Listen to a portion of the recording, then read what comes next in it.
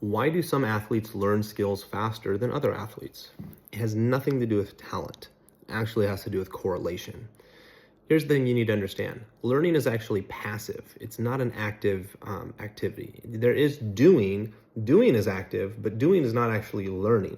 Most people think of learning or teaching as if like a teacher is going to deliver information to you. You now have that information, therefore you've learned it. But that's not actually what learning is, because when we take the concept of learning, we're actually usually referencing the idea that the information is ingrained in the person, that they can use it at a later date and time. Well, if what you learn today is forgotten tomorrow, then did you really learn it?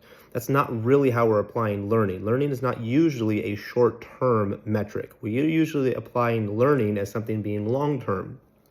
Therefore, you have to ask yourself, if every single day the athlete forgets what they've learned, are they actually learning? If you have to repeat yourself or remind them, did they actually learn?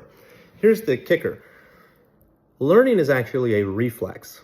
So what is learning? Learning is taking doing and wiring it into your nervous system so that the doing becomes a reflex. When something is a reflex, you don't have to remind yourself or ask yourself to behave in a certain way. It just comes out because it's now intrinsically part of you. That is really what learning is trying to become. 2 + 2 is 4. I don't even have to think about the answer. The answer is a reflex to the question. So what is actual skill acquisition? Skill acquisition is taking the initial data set that you have, the information that's already inside your brain with all the experiences that you've already had, and it's correlating that information to whatever the experiences you're doing in the now. So you're actively doing something and you're trying to correlate it to the previous data set that you have to ingrain it into your nervous system so that eventually over time it becomes a reflex. The challenge becomes when we introduce new ideas, new experiences that are not easily correlated to the previously learned data set. That is when things take more time. So here's the thing.